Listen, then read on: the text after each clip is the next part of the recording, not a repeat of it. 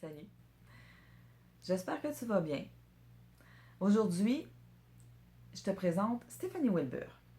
Alors, Stéphanie et moi, on se connaît depuis l'université. Ça fait au-dessus de 30 ans. On a fait beaucoup de cheminement ensemble.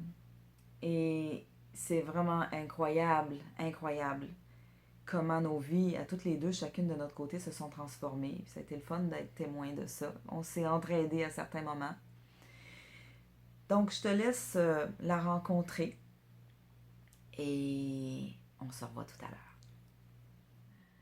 Hello Stéphanie! Salut Caroline! Hey, ça me fait vraiment plaisir de faire ça avec toi et puis particulièrement à cause de tout notre parcours ensemble. Ça fait longtemps qu'on se connaît. 30 ans? Ouais. Même plus? Ben, en tout cas, oui, 30 ans. Hein? On s'est connus, on était à l'université en création littéraire. Wow! On en a fait du chemin depuis ce temps-là, hein? Oui. Et, ben, on n'a jamais perdu le contact. On a un lien vraiment très, très fort, très profond. Et on a vécu bien des aventures ensemble. Puis là, la toute dernière, c'est l'Institut des artisans du Nouveau Monde. Oui. Donc, ce que j'aurais le goût que tu racontes, c'est peut-être qu'est-ce qui t'a amené là? Qu'est-ce qui t'a amené à avoir envie de contribuer à créer un nouveau monde? C'est un gros sujet. Hein? J'ai les larmes aux yeux tellement. Juste de te voir devant moi comme ça, là, d'être en train de faire ça, ça me touche. Oh, ben parce que, mon Dieu, on est rendu là parce que... parce que tous les passionnés de l'Institut des artisans du Nouveau Monde ont un parcours et ont quelque chose à partager. Et moi, ben, j'aime transmettre, j'aime enseigner. Alors, comme tu sais, j'ai fait de la danse orientale pendant 25 ans, puis je l'ai enseigné pendant 10 ans. Puis tu étais une excellente enseignante parce que j'ai pris des cours avec toi. Merci. Alors, pour moi, c'est tout naturel et c'est un prolongement de ça. Alors, je fais plus cette danse-là, je l'enseigne plus. Mais ce que ça m'a amené, c'est voir comment les femmes, parce que j'ai travaillé avec des femmes, mais des hommes aussi, mais sont déconnectés de leur corps, de leur sensualité et par extension, je dirais même de leurs émotions. On est déconnecté de tout ça. C'est le conditionnement, on vit dans une société où on est valorisé quand on est dans notre tête. Alors pour moi, c'est toutes les recherches que j'ai faites, toute la croissance que j'ai faite dans les dernières décennies, ça a été comment retrouver la connexion à soi pour être capable de se connecter à l'autre encore mieux. Alors c'est là-dessus, en grande partie, que se fonde ce que j'ai envie de transmettre. Ouais. Puis c'est vraiment dans ce contexte-là que tu es vraiment à ta place dans les artisans du Nouveau Monde parce que dans le fond, tu aides les gens à défaire les conditionnements du vieux monde sur l'image de soi, sur ça veut dire quoi être en relation, est-ce qu'on peut être transparent ou authentique en relation ou pas, comment ça se fait, si on peut l'être, comment on fait. C'est toutes des choses qu'on n'a jamais apprises. Et c'est vraiment des choses sur lesquelles toi, tu as fait beaucoup de recherches, puis beaucoup de... pas juste de la recherche intellectuelle, comme tu le nommes si bien, mais ta recherche, elle a été pour toi d'abord. Donc, ce que tu partages, c'est ce que tu as expérimenté d'abord. Oui. Mais je dirais que c'est pas mal le cas de tous nos passionnés de l'Institut, dans le fond. On n'est pas...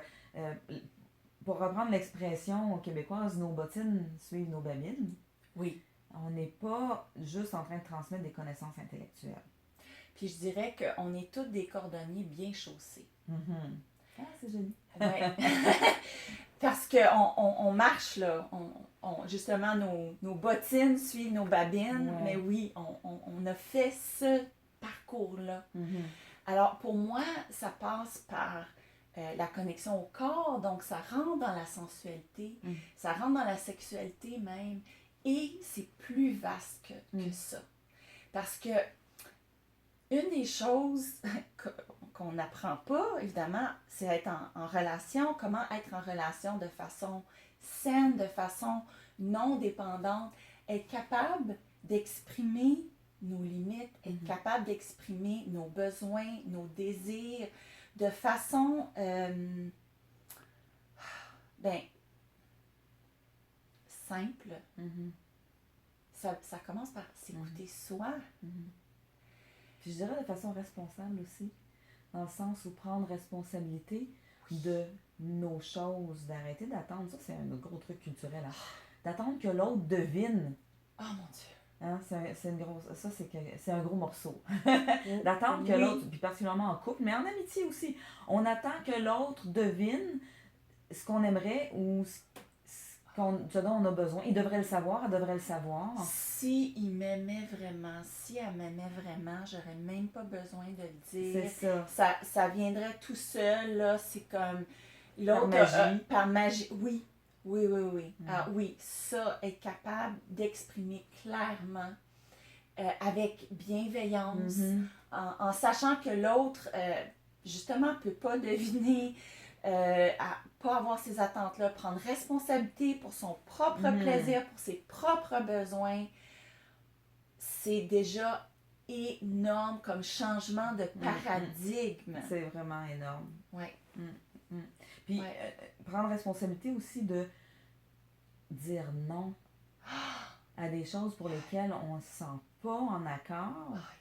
Pas dire oui pour faire plaisir, pas dire oui parce que je suis polie, pas dire oui parce que les autres ont dit oui, donc moi je peux pas. En tout cas, il y a vraiment ça. Moi je dirais là, le sujet des relations, puis des relations, plus elles sont intimes, je pense que pire c'est comme une grosse canne de verre. Avec beaucoup de vieux programmes tout croche. Oui. Les gens qui ont fait mes ateliers ont eu des prises de conscience vraiment assez énormes. En faisant des choses très, très simples, là, tu sais, genre toucher et être touché sur la main. Tout ce qu'il nous traverse l'esprit de « je peux pas dire non », je vais blesser l'autre personne, je suis obligée de donner à l'autre, l'incapacité de recevoir de l'autre. Hein? On a de la difficulté à recevoir, on nous a inculqué, c'est égoïste, c'est égoïste, celle-là. Que donner, c'est... Mais il y a tellement de différentes façons de donner. Il y a des dynamiques, là, qu'on n'a pas explorées de façon saine. Hein? On est dans des rapports psychologiquement, souvent on s'en rend même pas compte. On est dans un monde de domination. Hein? On fait des choses par peur de déclare, par obligation, pour servir l'autre parce qu'on veut être aimé. Il y a toutes sortes de raisons où on n'est pas dans notre pouvoir, on n'est pas responsable, comme tu disais. Alors, d'être capable de donner vraiment avec son cœur, là, sans avoir tous ces programmes-là, ça ouvre. C'est une grosse déprogrammation qu'on a à faire, je pense. Une rééducation. Oui. C'est une rééducation. Puis une fois qu'on a fait ça, puis moi, je suis encore en train de faire ça, là, hey, c'est tout, mais une fois qu'on est dans ce chemin-là, il s'ouvre tellement des nouvelles possibilités d'entrer en relation. Puis moi, j'aurais envie de dire, parce que j'ai expérimenté beaucoup des choses que toi t'offres comme enseignement, c'est on devient plus léger. Moi, je deviens plus légère, plus libre, plus... Les choses qui étaient lourdes, qui étaient compliquées, puis qui me mettaient du stress, puis ça me rendait ma vie lourde et compliquée. Je sais pas quoi d'autre trouver comme mot. Là, tout d'un coup, c'est... Ben non, c'est pas compliqué. Ben non, c'est tout simple. Pourquoi ça me stressait avant? Je le sais pas. Mais moi, tu sais, tu me connais depuis longtemps. La passion de ma vie, c'est justement programmer puis déprogrammer, surtout déprogrammer. Des trucs qui nous ont été enseignés sur plein de sujets. Fait que c'est sûr que moi, je touche à d'autres domaines. Toi, tu es plus dans le relationnel, puis le rapport à soi, rapport à son corps. Et Dorothée est plus au niveau de la santé. Oui. Marc est plus au niveau des dépendances, etc. On a tous chacun notre domaine d'expertise, mais on est tous en train de déprogrammer. Oui. Des vieilles affaires qui nous desservent, qui nous nuisent, qui nous pourrissent la vie. Puis on s'en rend même pas compte. Souvent, on ne les remet même pas en question. Oui. Tant que quelqu'un ne nous fait pas remarquer, non, moi, j'ai pas la même croyance que toi. Pas du tout. Puis là, tu fais comme, hein? Oui. C'est pas normal. Oui. Puis, c'est une chose aussi, c'est que cette programmation-là n'est pas juste ici. Mm-hmm.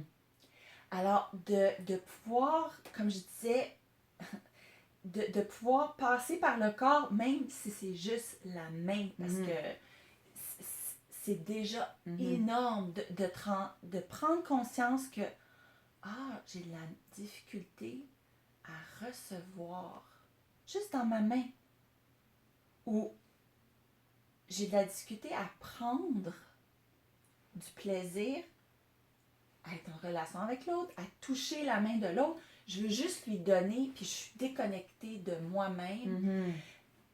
Ça amène des prises de conscience que tu peux pas faire autrement qu'en passant par le corps. Ben, c'est toute la puissance de tout ce qu'on appelle les thérapies psychocorporelles, d'ailleurs, tu sais. Oui. Parce que il y a pas un pourcentage si important que ça de nous qui est conscient. Et donc, tout ce qui est dans le subconscient, puis le subconscient, on l'atteint souvent justement par le corps. Oui. Par des processus corporels. Ben, c'est magnifique. Puis, je suis vraiment, vraiment heureuse de œuvrer en collaboration avec toi. Moi aussi. Et je trouve que dans tous l'Institut des artisans, on est vraiment complémentaires. Mais ça fait partie aussi du nouveau monde pour moi de réaliser que tout le monde est unique. Oui. Et ça élimine la compétition. Parce que même quand on fait des choses qui ressemblent ou qui se ressemblent, c'est jamais identique. Non. C'est toujours complémentaire. On a chacun notre plus que notre couleur.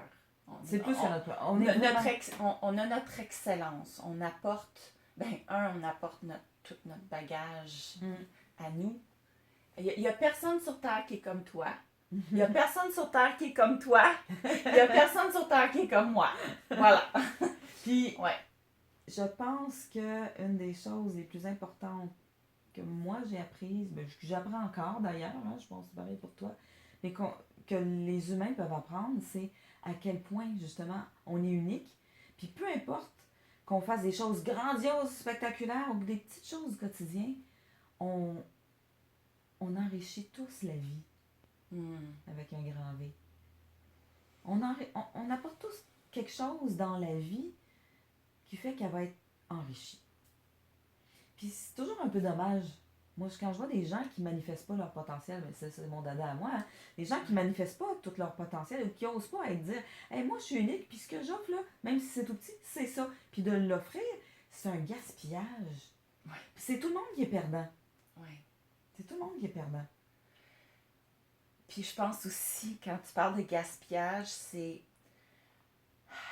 souvent, quand on est pris dans nos croyances, on est comme dans... Notre vie est comme ça, là. Enfermé dans une boîte. Oui. Puis là, à mesure qu'on se libère de ces croyances-là, les possibilités... Je pense qu'on peut se le dire, là, parce qu'on a fait toi aussi, tu as fait un parcours au niveau de tes relations, de ton intimité. Jamais tu aurais pu imaginer vivre ce que tu vis maintenant avec ton partenaire si tu n'avais pas fait. Sûrement pas. Sûrement pas. Ça l'a ouvert tellement de possibilités. Et c'est ça qu'on veut offrir aux gens là, dans l'Institut Ouais, des artisans du Nouveau Monde. Une infinité de possibilités. Oui. Donc, parce que dans le fond, l'univers dans lequel on vit, puis ça, c'est de la physique quantique, l'univers dans lequel on vit n'est que ça, des potentialités. Puis on a juste à imaginer, moi des fois, je regarde par exemple les technologies qu'on a aujourd'hui. Certaines de ces technologies-là, quelqu'un nous en aurait parlé il y a juste 30 ou 40 ans, puis on a dit, ben voyons donc, c'est pas possible. Ou ça va exister dans 500 ans. Mais non, ça a pris 30 ans. Je pense au téléphone cellulaire, entre autres, ou l'Internet. Ou... Alors, puis c'est pas que pour la technologie que c'est vrai. C'est encore plus vrai pour le potentiel humain.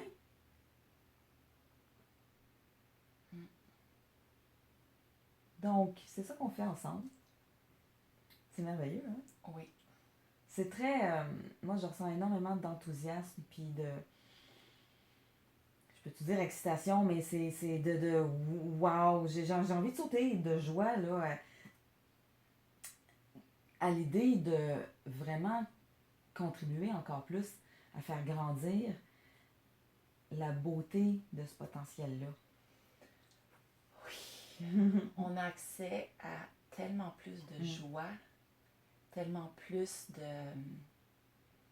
de beauté, d'amour. Oui. Amour au sens large, amour en couple, mais amour aussi, amour universel, amour inconditionnel, juste l'amour pour les autres êtres humains au lieu d'être sentir dans la peur, dans la menace, dans l'inquiétude, dans le stress, dans... Ça commence toujours par Ben, c'est ça. Ça commence par soi. Oui. Moi, c'est ça parce que tu sais comment,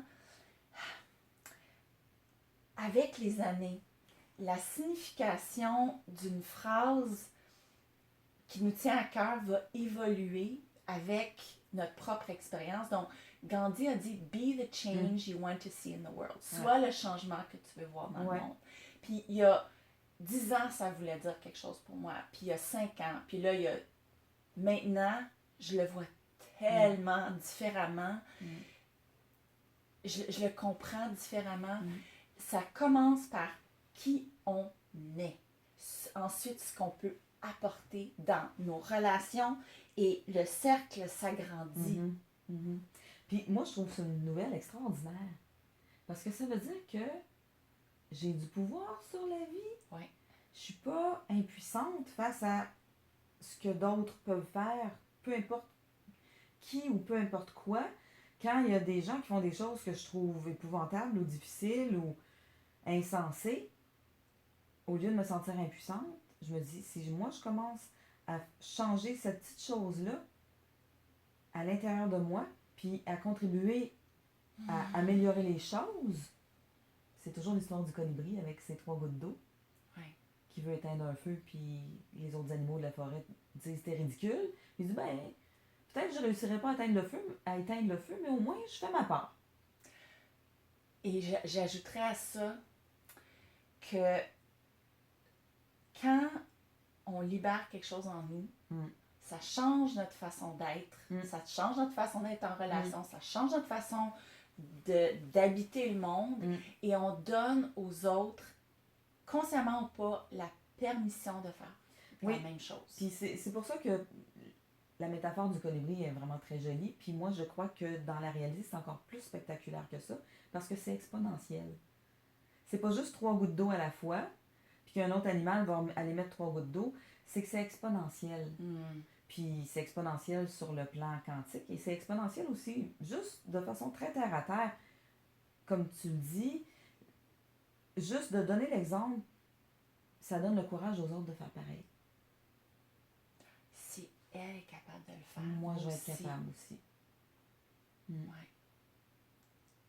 Ben, en tout cas, j'ai bien hâte de voir toute cette magnificence grandir, puis de continuer à la partager avec du beau monde qui ont envie d'embellir leur vie. Oui. Plus de beauté, plus de joie, plus de plaisir, plus de connexion. C'est ça, magnifique. Hey! Merci Stéphanie. Merci Caroline. Puis à bientôt sûrement pour d'autres épisodes, parce qu'on va te revoir en ligne toi aussi. Hein? Oui. Oui. C'était donc Stéphanie. J'espère que tu as apprécié la rencontrer. La prochaine personne que je vais te présenter, ça va être la dernière de notre équipe. On finit sur la cerise sur le gâteau. Ça va être Lucie Messier. D'ici là, si tu apprécies nos vidéos, eh ben, je t'invite à les partager. Et aussi à mettre ton like sous les vidéos pour nous aider à avoir plus de vues, à se faire plus connaître, puis qu'il y ait d'autres personnes de plus en plus nombreuses qui puissent bénéficier de ce qu'on a à partager. Je te souhaite une belle journée. À bientôt.